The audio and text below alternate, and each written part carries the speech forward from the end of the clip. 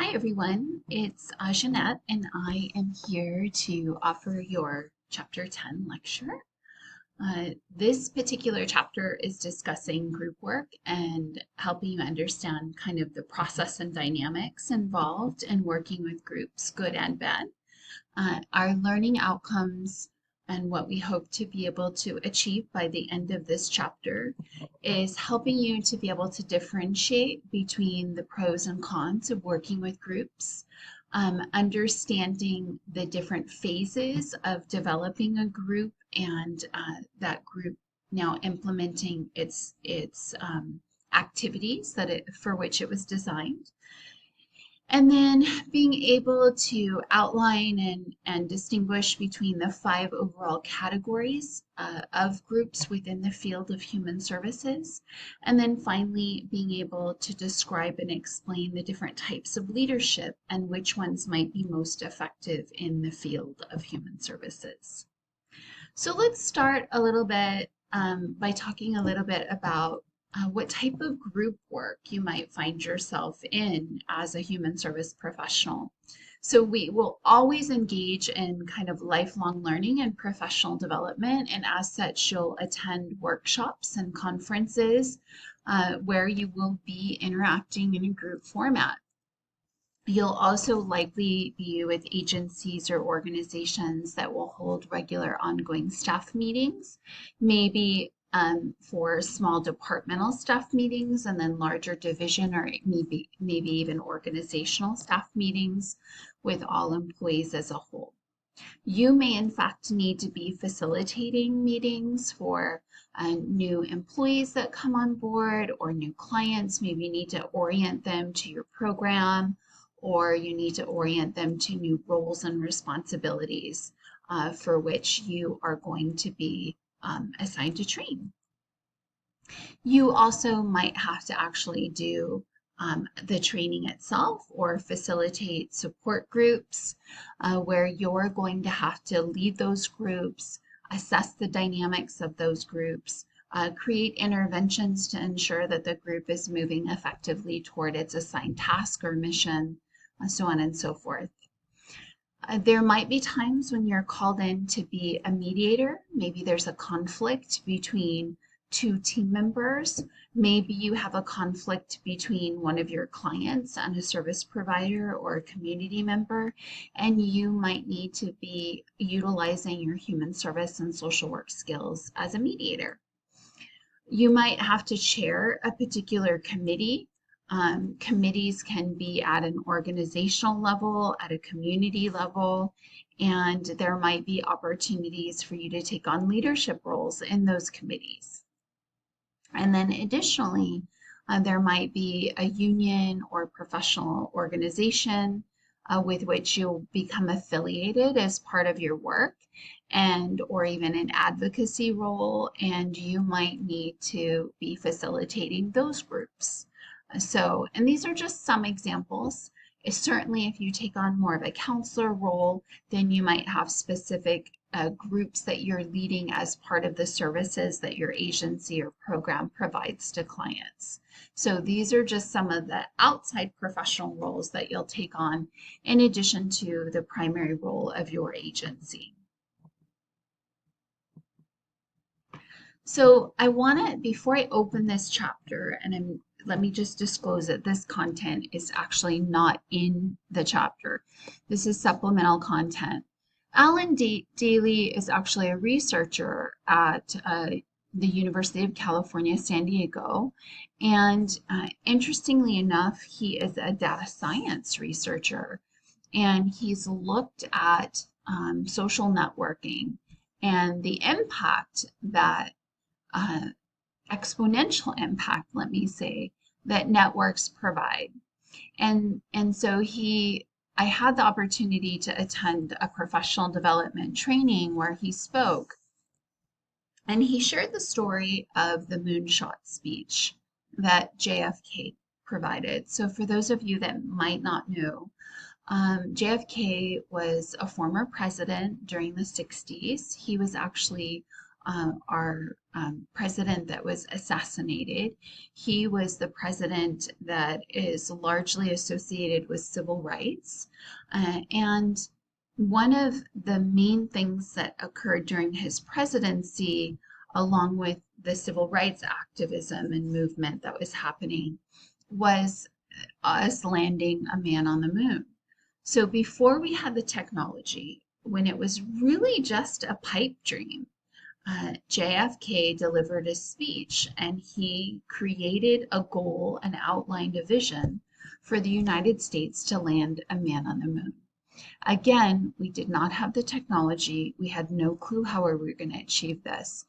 It was a very compelling and inspirational speech and goal. And NASA came together, brought the most brilliant minds together and resources together, and it was properly funded. And sure enough, we were able to achieve the goal of landing a man on the moon. Now, there's a story of JFK visiting NASA while they were working on the shuttle. And he went around and introduced himself to various employees who served in various capacities at NASA. And he embarked upon a janitor. And typically when he introduced himself, he shook hands, he asked them what they did, they explained their formal title and their role. They exchanged pleasantries, and JFK went on about his tour. But with the janitor, when he introduced himself, the president, and he asked, "And what is your role here?" The janitor responded, "I'm sending a man to the moon." Now, some of you might think he's just a janitor, but others might recognize that often these larger missions are comprised of different individuals in different roles, all serving various functions that collectively achieve the larger mission, vision, and purpose. And so that janitor recognized that even his efforts, even his work was valuable and contributed to the larger mission of landing a man on the moon. And JFK saw that as well. What this illustrates is it illustrates, first of all, the power of a moonshot, the power of creating this incredible vision and purpose. It seems like maybe an unachievable goal to some, but for others, it represents innovation and inspiration. We all should have a moonshot. We should all have something to which we're aspiring that may seem unachievable, beyond reach, but with tenacity, with focus, determination, commitment, it very much can become an achievable dream. And I'm here to tell you it also requires that collective energy from the janitor up. So I'm going to encourage you to create one of the most important groups throughout your career and throughout your life, I would argue, is your own professional learning network. I have a professional learning network comprised of various colleagues who have since become very dear and treasured friends. They're my sounding boards, they're my confidants, they're my therapists at times. They're the people that call me out as well and help me to recognize where I might be stumbling, or where I might have blind spots, or where there might be opportunities for me to grow. And I think over the course of my career, I've consulted them an infinite number of times, and they've made me so much better than I ever could have been on my own. So I'm here to tell you, when you're talking about groups, one of the most valuable groups that you can create is this professional learning network, where you're not relying on just your individual perspectives and strengths and resources, but where you're relying on a group of valued and treasured colleagues who collectively represent absolute brilliance and are exponentially more powerful and capable than you are individually or even than you are in terms of all of you together. So the final product is exponentially more valuable than the sum of the parts. So tap into that collective energy, that collective creativity. The ideas that I come up with inspire my colleagues, and then it makes their ideas that much better, and vice versa. And so we benefit from that with one another throughout our careers. And I'm going to encourage you to do the same. Help them or give them opportunities to help you become better at leading and facilitating groups and every other role in your life. So let's talk about group work. So the pros and cons of group work. My students complain about group work adamantly. Sometimes when you work in groups, it throws you off task, it's inefficient, you're not as productive as you may otherwise be, particularly if you're somebody that very much is an introvert and you work better on your own. But for many, particularly me and others who might be extroverts, we're actually more productive in groups. We can actually build on one another's ideas and draw energy and support and inspiration from one another. So groups can be very productive. They can also bring, particularly if they're diverse, with diverse perspectives, expertise, diverse identities, and maybe even come from different branches of service. We can bring unique ideas and perspective to problems and solve problems. And when you have that diversity around the table within your groups, we can solve problems in unique, novel, and innovative ways. And when it is a diverse group, you can help counter each other's biases that you bring to the table, or maybe limited understanding or perspective of a given situation or problem. We can also serve as an emotional support team and resource for one another, offering encouragement, offering tenacity, resiliency, encouraging each other to push through challenges, right? Ideally, I have my energy when maybe you don't have yours, and we can lift each other and support one another and fill in the gaps for one another.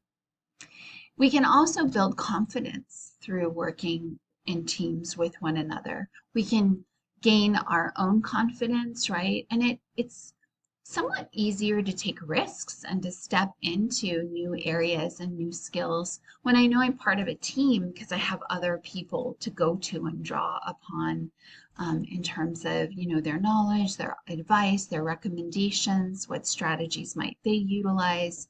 And so it can help me grow in areas, and I can gain some confidence and experience along the way.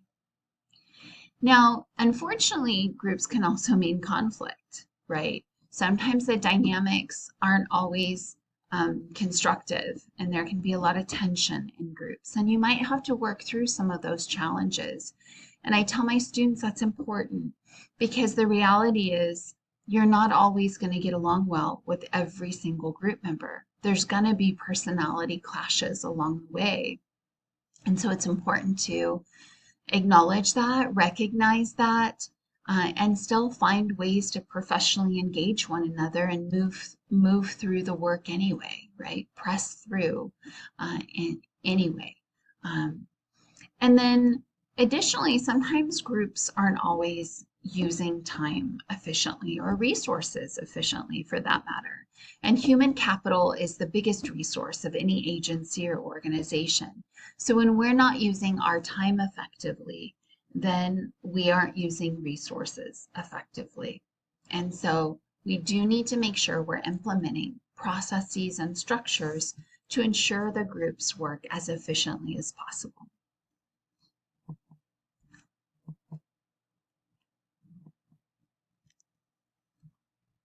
Okay, let's see. So I want to talk to you about a term known as reference groups. So reference groups is a sociological term, and all different types of reference groups. So your book just introduces you more to the concept of what a reference group is. But if you dig in deeper and as you advance in your academic training, you'll learn that there are so many different types of reference groups. But in general, a reference group is a group of individuals that helps to inform and influence your views on the world, the attitudes you may have, or the ways in which you engage and behave in the world. Some of the larger and most influential reference groups in your lives are going to be your family, your friends, but also some of those broader groups associated with the social identities we talked about at the beginning of class, like your social class, your subcultures that you might be part of, your own culture, your own ethnic culture and cultural groups, and other cultures that you're part of. And maybe those subcultures are related to your identities. Maybe they're related to an interest or activity in which you engage. Maybe you're part of a halal. That's a subculture that now has an influence on you. They become a reference group, a group that you look to in one capacity or another to guide you, to set expectations, to shape, to help you understand what's normal, what is appropriate behavior, what is acceptable behavior, what isn't, and they very much guide our behaviors in life. And so you're going to have reference groups throughout your professional career. And you might actually be called to lead some of those groups that become reference groups for the clients with which you are servicing and interacting on a regular basis. But overall, we have this increasing need and demand for leaders, for group leaders. We've seen different trends in society and in social issues that now have shown a greater demand for a group approach to solving problems. Some of those might be the shift to grassroots solutions, right? We started this war on poverty years ago, and it kind of shifted the focus from individuals who just received a benefit to now recognizing who better understands a problem and might understand the viability of various solutions or even hold novel and innovative solutions than those individuals who've actually experienced the problem. So now that focus has shifted, where individuals receiving benefits and aid aren't just beneficiaries, but they actually have valuable knowledge and expertise that can be shared and brought to the table. And how do you do that? Through a community organization, a way that gets community input and contributions to assessing problems and developing interventions and then evaluating the effectiveness of those interventions. We also see a growing rise of support groups or mutual aid groups. So I think the success of this has most prominently been established with Alcoholics Anonymous, but we see this same format and structure and this self-help nature being applied to a number of different problems. Now it's not just Alcoholics Anonymous. There's the same structure for individuals struggling with drug addiction, for individuals struggling with gambling addictions, for individuals struggling with video game addictions. Almost any kind of personal and social problem people are facing, there's some sort of support group or mutual aid group where the participants of that group are effectively resources and supports for one another. And this has come to be a very common solution, particularly as we see community roles changing and providing the access to these types of resources and solutions for individuals.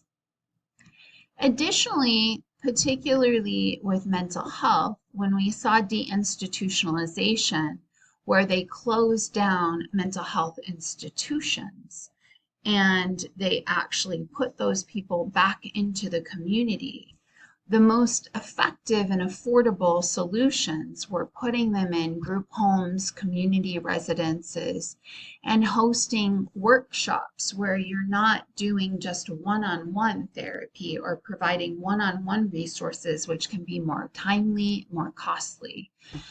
But actually you provide group workshops. You do day activity programs where you're with a group of individuals needing those services and support systems. You also saw the introduction of systems theory, and you see not just from a theoretical perspective, the logic and value of understanding that our membership in these various systems shapes our development and our functioning, but also understanding then that those same groups are part of the solutions for problems that might arise. They might also be contributing to the problems. So like Virginia Satir did conjoint family therapy. You can treat one member of the family that might be struggling with challenges, whether it's addiction or an eating disorder or whatever it might be, and you can treat that individual, but until you assess how the family dynamic might be contributing to that problem, if you return them right back into that maybe toxic and unhealthy family environment, then you're not going to be able to have sustained, recovery. The person is likely going to fall back into the problematic behavior.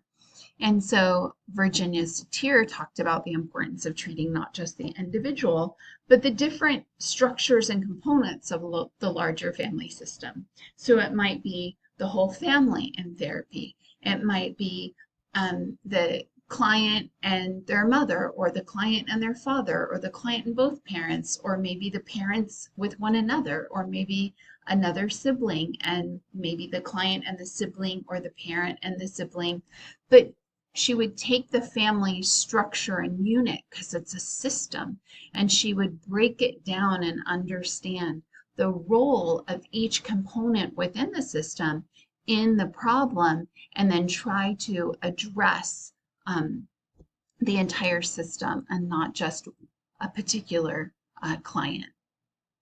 Another reason why we see an increasing need for individuals who have the skills and qualities to lead groups is budget cuts. So I might have a client base or a client ratio that's significantly higher and maybe outside of my capacity to do one-on-one services, but I can host group meetings where I bring people with a shared problem in common, and we talk about the problem as a whole group. And then the value of that goes back to kind of that Alan Daly topic that I discussed, where they don't just get my perspective, my expertise, but they each bring their own value and perspective to the conversation, and they can be a resource to one another, and we can all learn and grow and support one another through the process. So when you're looking to lead a group, there's some questions that you want to ask yourself, and you want to go, as with anything that we've talked about thus far, you want to go into your group leadership with a thoughtful, intentional assessment of what your role is, what problems may arise, what might be some effective interventions. And so we're going to go through each of these 10 questions and talk about each one of them in a little bit greater detail. But for now, just pause, skim through them, and think about what 2 or 3 might you feel like you have some strong knowledge already, and then what 2 or 3 do you really feel like, hey, I need to learn more about that. I need to really focus on that area of the lecture. And then when you're ready, hit play again, and we'll continue on. So the author of the textbook outlines an example of reflecting on the potential positive and negative. So with their class, they said, hey, Rather than doing a large class discussion, what if we break down into groups and analyze this topic in small groups? What are the pros and cons? And so these are some of the positive factors and negative factors of group work that were presented in that activity. And some of these might be applied to you. But it's really important when you're going into leading a group that you're reflecting on, okay, what is the benefit of this group? What is the benefit of approaching this particular issue or topic in a group format? How can we be of mutual aid and support and resources to one another? And what are the potential cons? What are the potential drawbacks that we need to consider? How can we plan for those and mitigate some of those risks and challenges now in order to make the group more effective? So as with any kind of major project or decision in life, the first step is to really thoroughly and thoughtfully analyze the pros and cons. You also should understand the phases, the various phases and cycles of groups that you will likely experience. There's forming, storming, norming, performing, adjourning, and then I like to say reforming, which isn't part of it, but it is a natural part of the group process, particularly groups that are enduring. An ad hoc group that's created for a specific purpose might, actually just dissolve after that purpose is achieved. But when you have a group that's going to be around for a sustained period of time, they actually will go through a reforming cycle multiple times over the course of their lifetime. But initially, when the group forms, right, they are really trying to figure stuff out. What is our purpose? What types of activities or functions are we going to have? Services are we going to provide? But what are we going to do to align with, to help us achieve our purpose, our mission, our function? Who's going to be part of the group? Are we going to open it up to other individuals? What roles are they going to play? How are we going to determine membership?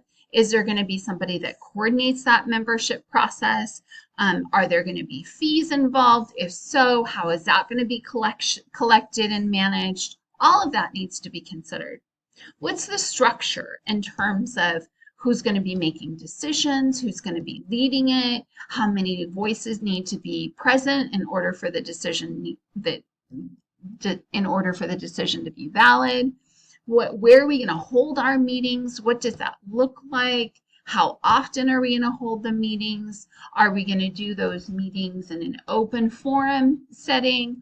Are we going to do smaller, more intimate meetings? Are they going to be informal settings or more informal settings? And then who's going to lead this group? And how are they going to be appointed to a position of leadership? What's the process by which we're going to select our leaders? That's all forming. And there can be various opinions and ideas. And that might lead to the storming phase, where there's going to be some conflict and some strife, and you're going to argue and debate the different options and the different ideas. And there might even be some power struggles at play, where some people are vying to be in that leadership role, and others are a little bit more passive about it. So maybe there's even some competition brewing, where you see those people fighting for leadership roles. Then you're going to reach a point of norming, where you're carving out the rules by which we're going to operate. You're deciding and discussing and agreeing to kind of our daily processes and our rules of operation. You have to come to a decision about what the various roles are going to be, who's going to do what, and you will start to see that you'll be working collectively on those tasks together. And so this is where you might start to see a little bit of group cohesion coming together, where you're establishing what are our common values, what are our missions, and you're coming to the agreements by which you're going to operate moving forward.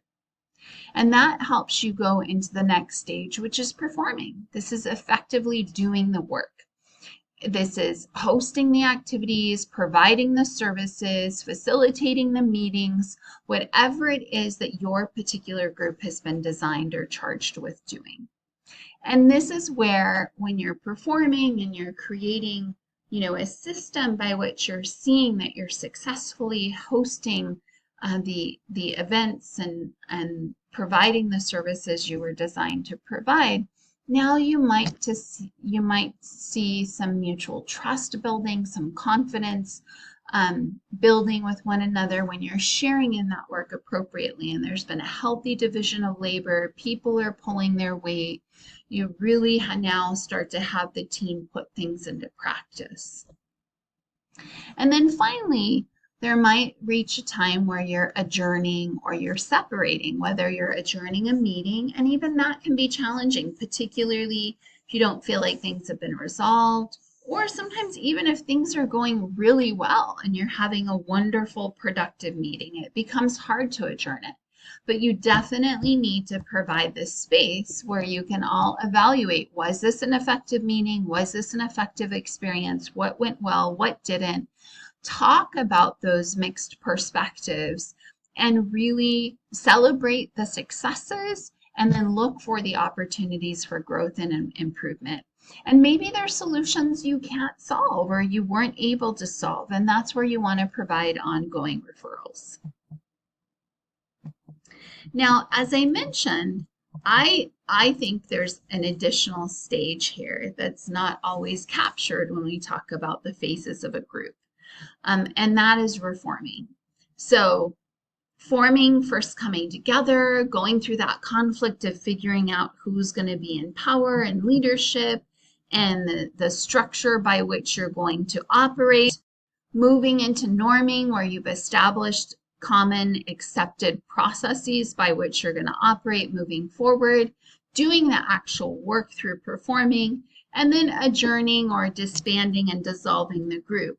Or if it's a group that's going to stay in effect, then you're going to go through periods of reformation, of reforming, where you might find that the structure that you initially established no longer meets the group's goals as they evolve.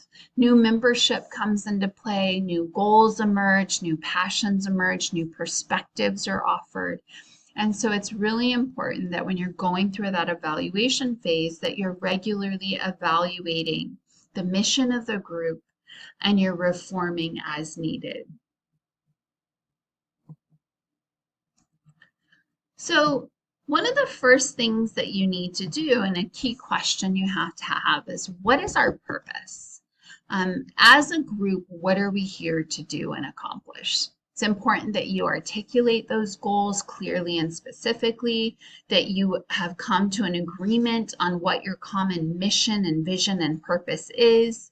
If there's some sort of a secondary or sub goals that you're outlining those. Socializing can very much be a formal goal of the group, depending upon the group. For like my student clubs, absolutely socializing is one of the primary goals, or maybe a secondary goal. But and even when I assign group work and group projects, that might be a secondary goal. But you want to make sure that you're understanding what the goals are. You might have groups that come together for counseling that you're leading, and you're expected to, work towards some sort of healing or solution as a therapy group. You might have that self-help group, and you have to find mechanisms by which they can share their experiences and challenges and be resources to one another. The training and orientation groups, you need to find ways not just to deliver the training and content, but to actually engage them in that learning process and give them an opportunity to be hands-on. Or you might have a task-focused group. And these are very common, where there's a specific problem that needs addressed. A group is convened, they're assigned to address the problem. You all come up with ideas, solutions, strategies, you test those, you implement those, and then you can monitor whether or not you were able to successfully achieve your task. And those types of groups have a short-term mission-focused goal, and they are commonly seen in human services. And then you also have social and recreational groups, or maybe as part of the work you're doing with clients, you create a social recreational group for the clients to help provide enhanced well-being and to supplement the various resources and activities they have available to them to thrive. So you also need to really hash out your membership, right? If you're going to have a board, you want to choose individuals to serve on that board that have some political influence. They have some networking and connections that can benefit the mission of the group. They bring with them financial resources or other community resources. They bring with them an expertise. Maybe it's not directly related to the mission, but they might have an accounting or financial expertise that can add value to the success of the agency or organization. And they're willing to commit their time and their energy and their focus because they have maybe a common commitment to the mission and value of the organization or the group. Then you have your participating members. Your board members may not be at every meeting, they're not involved in every decision, but you have your participating members that are.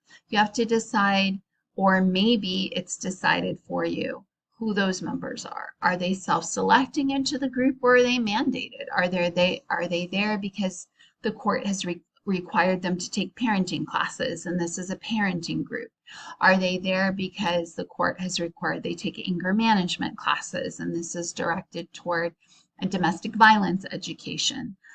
But either way, whether they're mandated or whether they self-select into the group, it's really important that they feel welcomed, that you work to build some community and cohesion in the group. You want to establish those norms within the group. You want to give them opportunities to build trust in one another and in you as the leader as well, right? And you recognize that that group bond, that cohesion, it can be complex, it can be dynamic. So the more you can invite diverse perspectives, the more that you can promote that opportunity for them to get to know one another, have some empathy and compassion toward one another, understand each other's shared circumstances and challenges. And the more you can help this group kind of overcome challenges and barriers together, then the more cohesion is going to be solidified with that group. And it's going to be able to continue to press on and do additional work moving forward.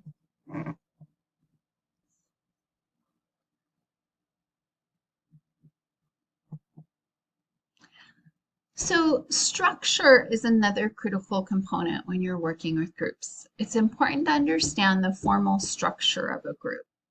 And you can see this by observing a group and the dynamic. You can see who is the leader in the group, who's the decision maker, who might be the co-decision makers or the leaders, who might be working in a resource or support role with that leader. But the structure ideally is established through formal rules and regulations. They might have bylaws, they might have a formal charge, but it outlines their rules of operation. It also is important to decide kind of the basic elements of your structure. Are we going to have a chair, a co-chair? Are we going to have a president, a vice president, a secretary? What does that look like? And it can be, it doesn't, even Alcoholics Anonymous has a formal structure by which they operate, and they have the good book, as they call it, right? The Alcoholics Anonymous book that they can use as a guide and as a resource.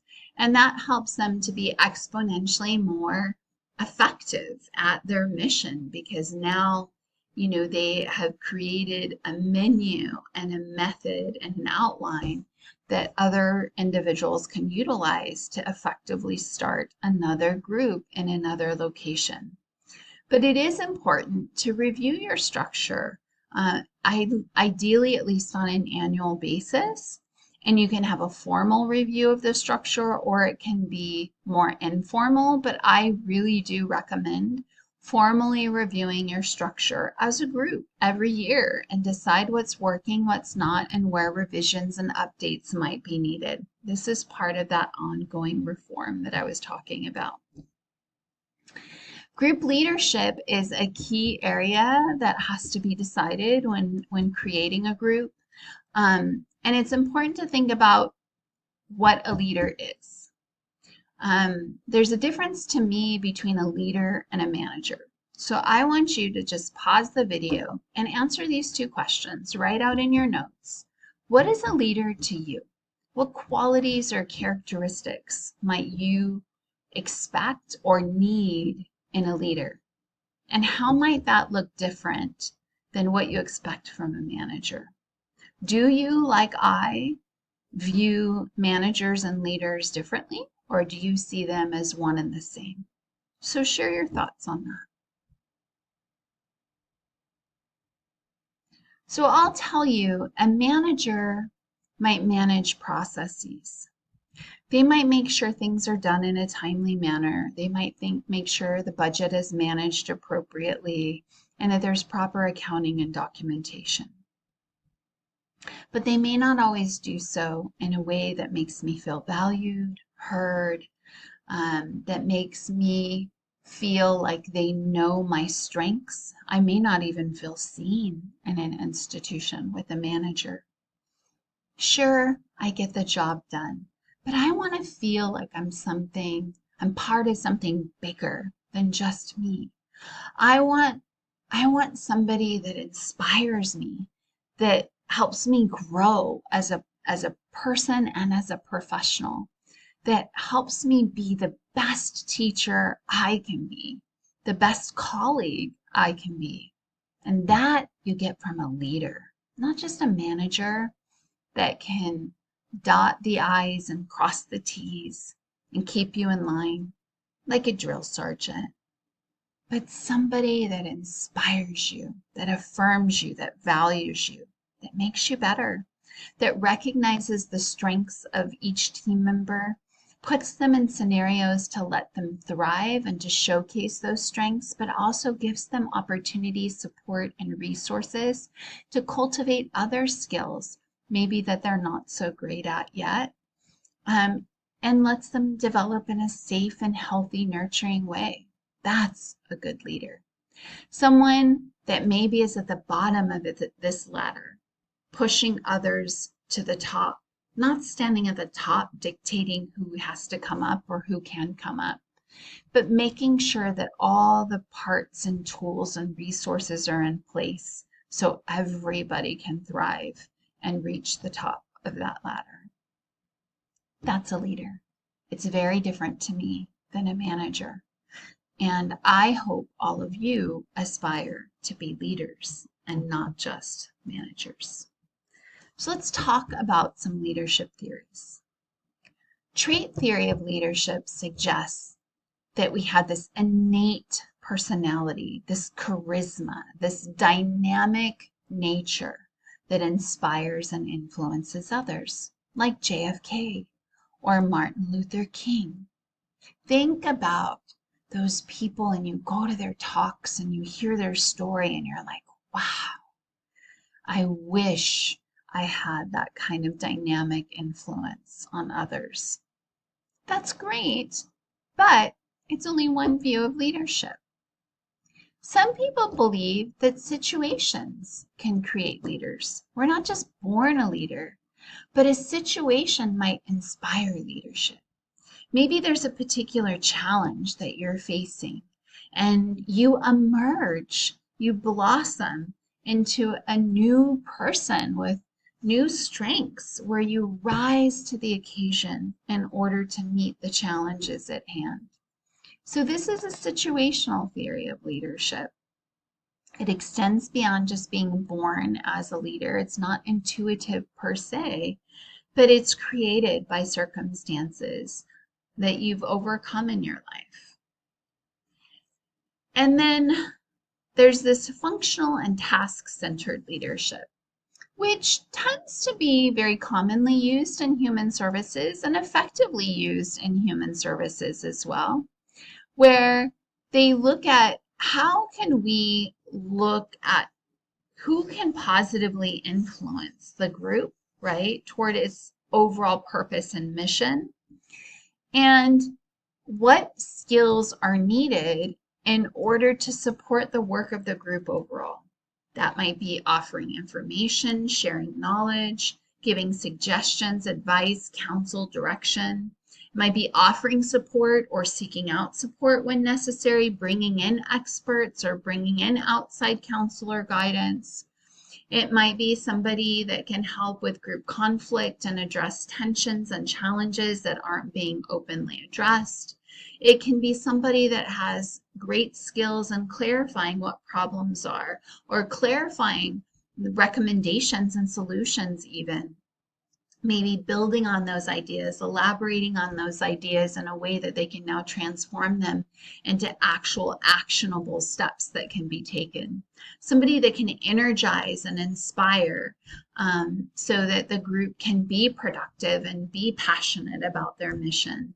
Somebody that might inspire compromise, dialogue, conversation, solutions, but can help foster a really healthy, open communication among the group.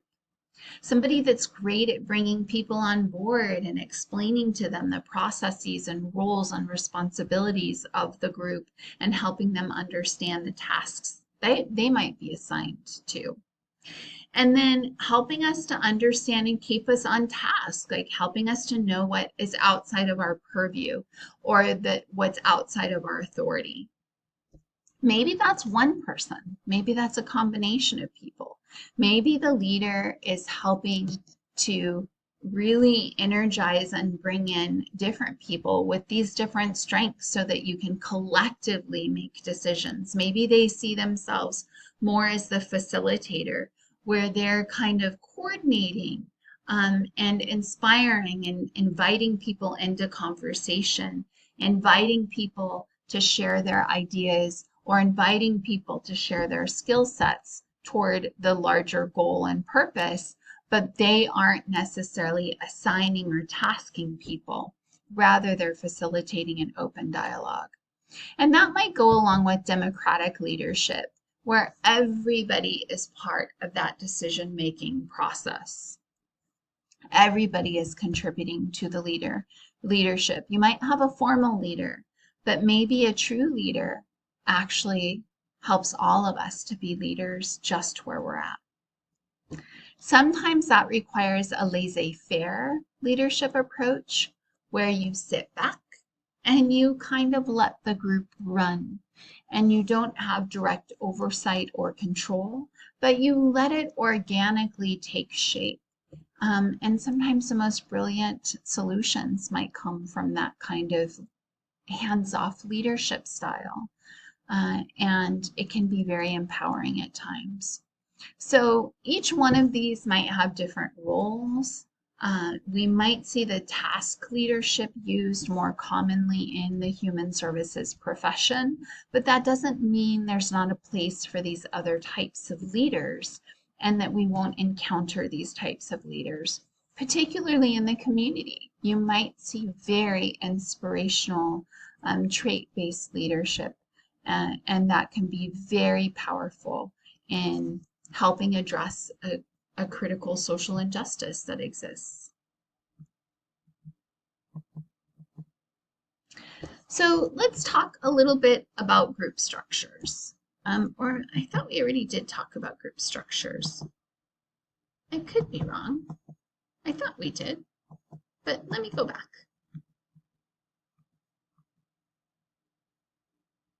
Yeah, I'm pretty sure we talked about group structures. So I'm going to go on and talk about environment. Size matters with environment. You don't want to have a big giant lecture hall or big giant, you rented this huge facility and you only have a handful of people. That actually might be very demoralizing and unmotivational, right? So we have to be careful. We need to be practical. It's actually better to go a little smaller than expected because it's better to have a packed room than an empty one. A packed room can create a sense of urgency, excitement, energy, interest. So make sure the size of your room is appropriate for the work that you're doing and the interest that you have gauged in that work, in that issue. Make sure you're effectively looking at seating arrangements. You know, if you want to create an opportunity for people to have dialogue, but you're in a lecture hall, that's really hard to do that, right? So create a situation where you can achieve the goal and mission of that particular meeting.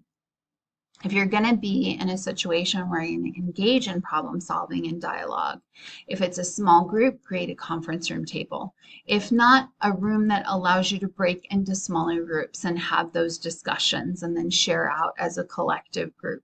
So just think about seating arrangements that are going to promote the activities that align with the goal and mission of the group. And then think about other atmosphere issues, right? Like, do I need to have childcare available? Is it important to have refreshments available? Do I need to have security there? Do I need to have counselors there? Trained therapists there? Do I need to have resources for other experts based upon the nature of what we're talking about and what other things might come up, right? Do I need to have sign-up sheets available? You know, how can I make sure that everybody's greeted at the door? What are the ways that I can make sure that I am showing my value and appreciation for the attendees and for the work and efforts that they're doing toward addressing the problem or goal of the group? And to make them feel like this is going to be a warm and safe place. So they'll come back and they'll continue in this partnership with us moving forward. And then think about the communication, right? A lot of what is communicated is not what is spoken, but what is conveyed through my facial expressions, through my mannerisms, my demeanor, right? That nonverbal communication can be just as telling as that verbal communication, particularly in a meeting where you're catching facial expressions, you're catching reactions, right? You're seeing different people whisper to one another and all these little side engagements that are happening. You might see somebody write something down to their neighbor, but sometimes people are closely paying attention, sometimes people are on their phone. So there's a lot going on. There's a lot being communicated: interest, disinterest, anger, frustration, passion, especially when you're bringing people to the table that care about the issue, which are the best people to be at the table, right?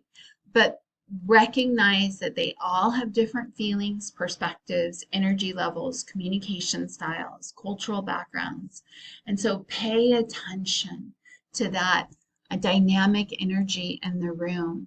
Maybe even task people with taking note of those things so that you can invite people into the conversation that need to be invited. You can anticipate conflict that might be emerging and help to kind of de-escalate situations and circumstances. Or, you know, after someone's spoken, you can add clarity. Make sure that there's not misrepresentation or bias or language that might be in any way excluding others or offending or disparaging others, right? And as part of this, you can also teach effective communication. So one thing that I do in the work that I've done is I do training on sexual assault advocacy and awareness. And I quite often, or LGBTQ education, I've had colleagues use language inappropriately, like they might repeatedly reference a sexual assault victim. And what I do is, you know, I will interject and I say, if I could just reframe that, and talk about domestic violence survivors or sexual assault survivors. Words have such important meaning, and so it's important for us to understand the different messages that are being sent when we use the word victim as opposed to survivor. Our goal is to empower our survivors. Our goal is to give them voice and agency. And so survivor is a healthier, empowering term. So if moving forward, we could use survivor instead of victim, then that would be more constructive for our goal and mission here today. Now, what I did was I just called that person out. I reframed the language. I educated them and trained them on appropriate language to be using. And I did it in a way that was modeling effective communication. I called them in instead of calling them out. And you'll hear that as a common solution where we call people in to being part of the solution instead of calling people out for how they're contributing to the problem. And so try to call people in more than you call people out. And take note of whether others are calling you in or calling you out. Calling you in helps you understand that you're still part of a team and you want to be part of that collective work. Calling you out can sometimes be demoralizing. So we want to be mindful of our approach. There might be a need for both. And so as a leader, you have to ascertain when is the right time for calling out as opposed to calling in. And then the final element, particularly as a leader, is evaluation, right? It's really important that we move away from a mindset where we think we have it all figured out. We don't. You always want to create a situation where you're opening yourself up for ongoing feedback. Nothing new. We've talked about this before. Make sure you're building in mechanisms by which you can get ongoing feedback from your members, from your leaders, from the community that you're serving as part of this group. Create formal structures by which, including formal surveys and evaluations, and informal structures by which you can hear from the members as well as the public. Maybe that's a public information box or a public suggestion box held at all meetings. You want to get that internal and external feedback. And you want to make sure you're offering everybody, including your active, involved team members and employees, ways to offer anonymous feedback because they may feel threatened or they may need to raise an issue or problem or concern, and they have to be able to do so without fear of reprisal or consequences coming down on them. Otherwise, you're not going to get genuine, authentic assessments. And then when you're giving feedback, particularly to those whom you are entrusted with leading, and I consider myself to be what I would call a servant leader, which wasn't listed in your book. But I don't consider myself to be a leader of students. I consider myself to be a servant to students. I am here to support them and serve them and give them whatever resources, including my own knowledge, that I can. So when you're giving feedback, be concrete and specific. If it's something that you want them to do better, then tell them specifically what you need to do. And ideally, you're doing that when you assign a particular task. You're being very specific. But if there's questions that arise and you have to clarify, then refine your instructions moving forward. Refine those job descriptions moving forward, right? But make sure that if you're saying, hey, this wasn't done properly, great. How can they do it better? Or what wasn't appropriate about that particular course of action or strategy? And don't criticize the person. Focus on the specific skills, tasks, behaviors, work product. What specifically needed to be done differently? And And make sure when you are talking about personal nature or conflict in a group, you're using I statements. Not you made me feel, but when you said X, I felt this. I had a group, it was in a staff meeting, and they were casually talking about, you know, um,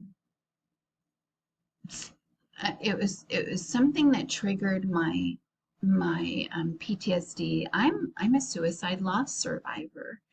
So sometimes when I have my students make comments kind of flippantly and callously about I'm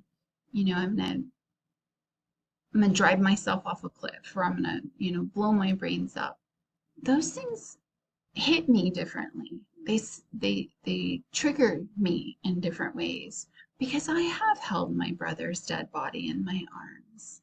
And so I am mindful that we need to be careful about our language, and we need to recognize that sometimes what we say triggers people.